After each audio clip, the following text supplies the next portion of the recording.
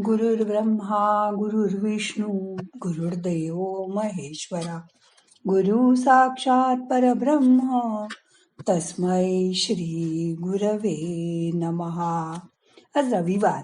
आज आरामात बसा किंवा योगा मॅटवर आडवं होऊन आज ध्यान करा. हात पाय सैल करा, मन शांत करा, डोळे अलगद मिटा. खूप दिवसांनी माझी मैत्रीण भेटली. मी म्हटलं कुठे होतीस, दिसली नाही. ती म्हणाली मी तिकडे कॅनडाला गेले होते.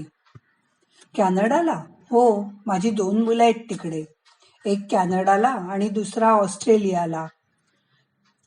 होती 2 मुलं. होती काय म्हणता? त्यांनी आश्चर्याने माझ्याकडे पाहिलं. नाहीतर काय म्हणणार, आज भारतात आम्ही दोघंच आहोत. ते म्हणाले वय झालं. तिचंही सतत दुखणं, दवाखान्यात न्यायला कोणी सोबत नाही. साधी दुधाची पिशवी आणायची तरी प्रश्न येतो. आमचे शेजारी आसाराम माझ्यापेक्षा कैक पटीने सुखी आहे. 4-5 मुलं, 2-3 मुली, 8-10 नातवंड.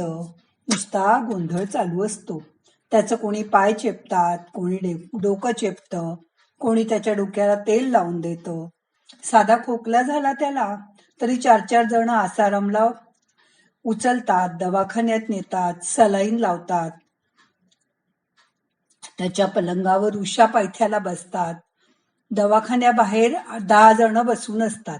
कोणी शिरा आणतं, कोणी सफरचंद आणतं, कोणी बिस्किटं आणतं. त्या आसारामाच्या दिमतीला 15 माणसं असतात. आमचा मोठा बंगला, लाखभर पेन्शन, आलिशान गाडी, पण साधं गेट उघडायला सुद्धा कोणी नाही. गाडी चालवायला कोणी नाही. त्या आसारामाच्या दारात मोडक्या तुटक्या का असेना 4-5 बाईक उभ्या असतात. कोणी भाजी आणतंय, कोणी पिण्याचे पाणी आणतंय, कोणी दळण आणतंय, कोणी भेटायला आलेल्या पाहुण्यांना सोडायला एसटी स्टँडवर जातंय. म्हातारी 2-4 नातवांना घेऊन किराणा दुकानासमोर दिवसभर चक्रा मारत असते. रात्री 12 वाजता सुद्धा आरडाओरडा, गप्पा, हास्यकल्लोळ चालूच असतात. 10-12 पत्र्याचं घर आणि अंगण सतत गजबजलेलं असतं. माझ्या कॅनडाच्या मुलाला 30 लाखाचं पॅकेज आहे.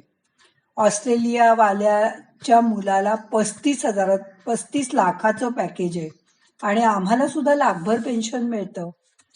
पण त्या आसारामाचा सारा खेळ रोजचा 1000-2000चा. पण काय थाट. साधा पाणी पिण्याचा मातीचा वाट, पण थंडगार पाणी, जेवण सोन्यावाणी. आता कोण सुखी तुम्हीच सांगा, मी का तो आसाराम का मी हा एक्स कमिशनर? माझ्याकडे कुत्रही नाही. आसारामाकडे माणसंच माणसं. आता बोला, आम्ही वांज नाही तर काय. परवा मोठ्या मुलाला ही फोनवर म्हणली एकदा ये की रे महिनाभरासाठी. तो म्हणाला महिनाभरासाठी? मला 1 तास सुद्धा वेळ नाही. मग चिडून ही त्याला म्हणाली मेल्यावर तरी येणारेस का? तर नाहीच. तो काही बोलला नाही, फोनच ठेवून दिला. सांगा, आम्ही वांझोटे नाही तर काय आहोत? मला काही वाटत नाही. मी मेल्यावर शेवंतीचं काय होईल हीच चिंता वाटते. नापास मुलांचा आई बापांचा खरा आधार आहे. आसारामाचं एक पोरग सुद्धा मॅट्रिक नाही, पण इतका सुखी कोणी नाही. परवा आसारामाच्या मुलांनी हिला दवाखान्यात नेऊन आणलं. आसारामाच्या सुनांनी स्वयंपाक करून दिला. आम्ही काय मिळवलं आणि कोणासाठी मिळवलं? मुलं म्हणतात आम्हाला तुमचं घर नको, शेती नको, तुम्ही पण नको. शंकररावांची मुलं काही मोठी झाली नाही याची जी खंत होती ती आता मनातनं दूर झाली. सुधाकरराव म्हणले मी आता वांझोटा नाही राहणार. माझं सारं मी आसारामाच्या मुलांना दान करणार. बदल्यात फक्त प्रेमाची, चटणी भाकरीची अपेक्षा करणार. जीवन केवळ धन नाही तर सुखी मन हेच खरं धन आहे. मुलं IIT झाली की टीला सुद्धा महाग होते.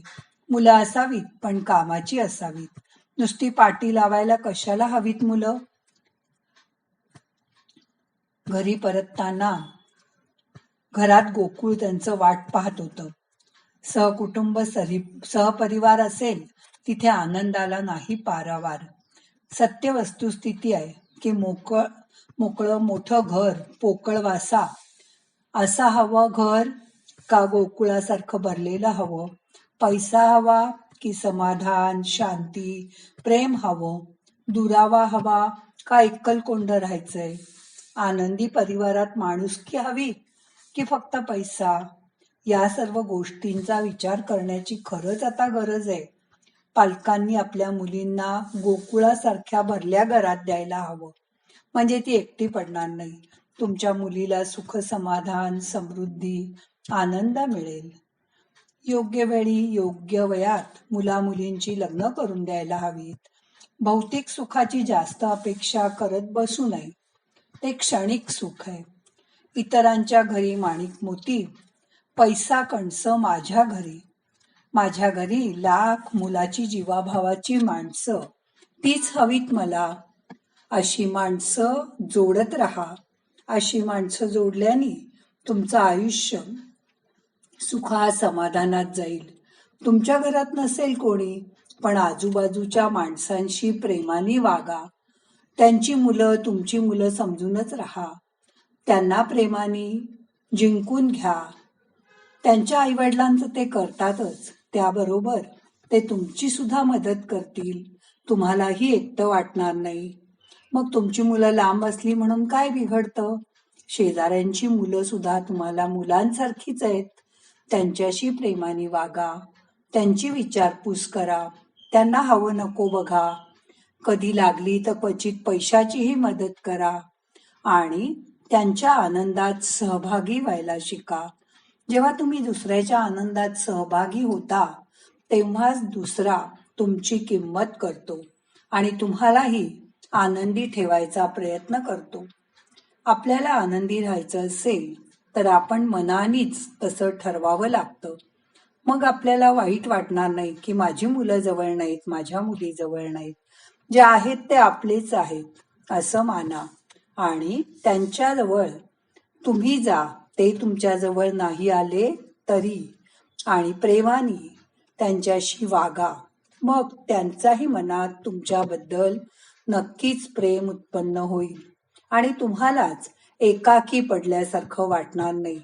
म्हातारपणात पैशापेक्षा माणसाचा आधार, जिवंत माणसांची चाहूल, आजूबाजूला असलेली इतर माणसांची उठबस हीच जास्त मोलाची वाटते, हो ना?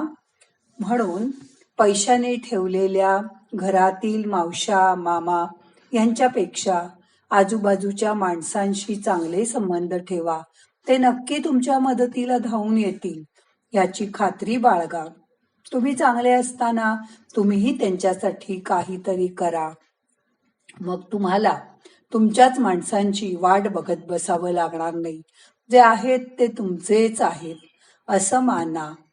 त्यांच्या आनंदात, प्रेमात पूर्ण चिंब भिजून जा आणि हा आनंद साजरा करा.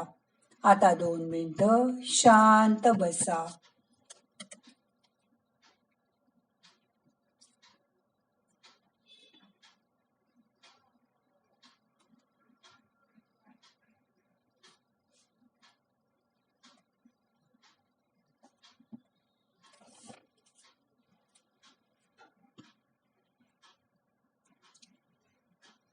आता आजचं ध्यान संपवायचंय. प्रार्थना म्हणूया.